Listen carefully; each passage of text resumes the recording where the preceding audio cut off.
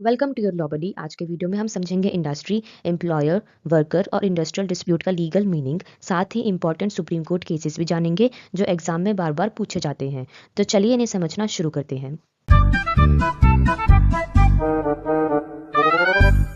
Clause M जो है section 2 का, ये बात करता है एम्प्लॉयर के बारे में। एम्प्लॉयर का मतलब होता है जो डायरेक्टली या इनडायरेक्टली किसी वर्कर को एम्प्लॉय करता है। गवर्नमेंट डिपार्टमेंट में है तो हेड ऑफ द डिपार्टमेंट, और लोकल अथॉरिटी में चीफ एग्जीक्यूटिव। इंक्लूड क्या क्या होता है इसमें? फैक्ट्री का ऑक्यूपायर, मैनेजर या मैनेजिंग डायरेक्टर, कॉन्ट्रैक्टर या डिसीज्ड एम्प्लॉयर का लीगल रिप्रेजेंटेटिव।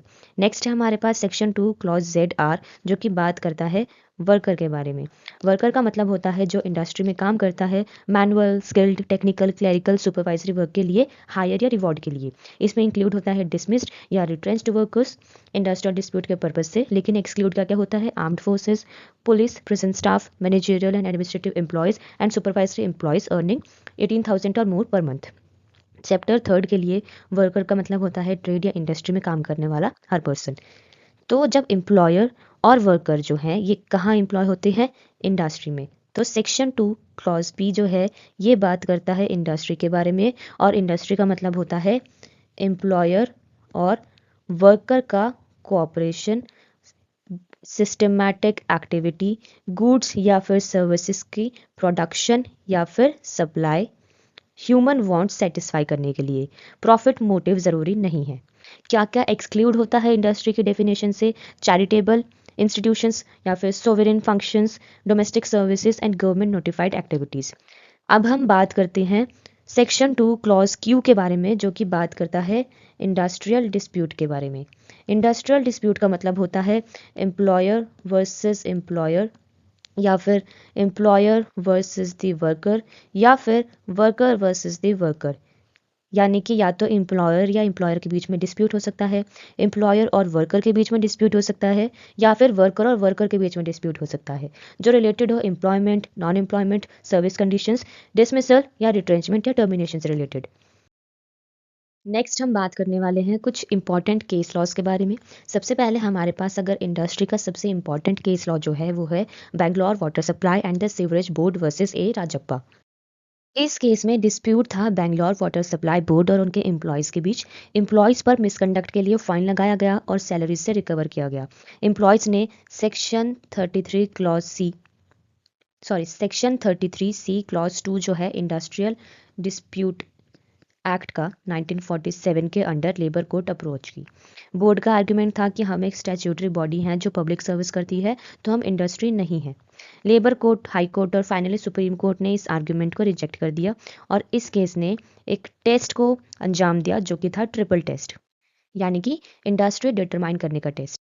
अब ट्रिपल टेस्ट में सुप्रीम कोर्ट ने इंडस्ट्री का टेस्ट दिया था जो कि था ट्रिपल टेस्ट, और उसमें क्या ट्रिपल था, मतलब क्या क्या उसमें चीज़ें थी, उसके क्या कंटेंट्स एसेंशियल्स हैं।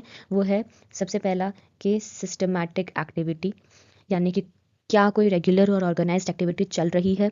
सेकंड एसेंशियल है एम्प्लॉयर और एम्प्लॉय का कोऑपरेशन, और जैसे कि मतलब क्या एम्प्लॉयर और एम्प्लॉयज़ के बीच कोऑपरेशन है। और थर्ड एसेंशियल है प्रोडक्शन या फिर service for the human wants, क्या गुड्स या सर्विसेज प्रोवाइड हो रही हैं जो ह्यूमन नीड्स सेटिस्फाई करती हैं।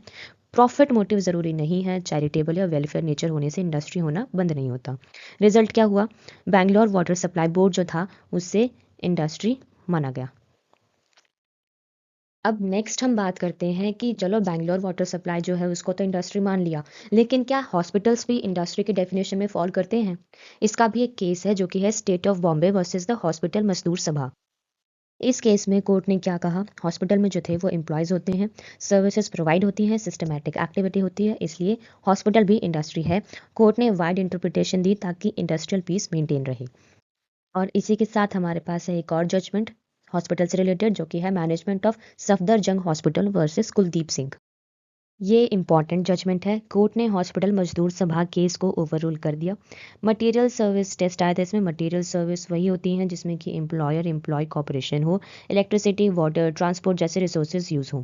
डॉक्टर्स और टीचर्स जैसे प्रोफेशनल्स के केस में एम्प्लॉयर एम्प्लॉय कॉपरेशन नहीं होता, तो हॉस्पिटल और एजुकेशनल इंस्टीट्यूशंस इंडस्ट्री नहीं है।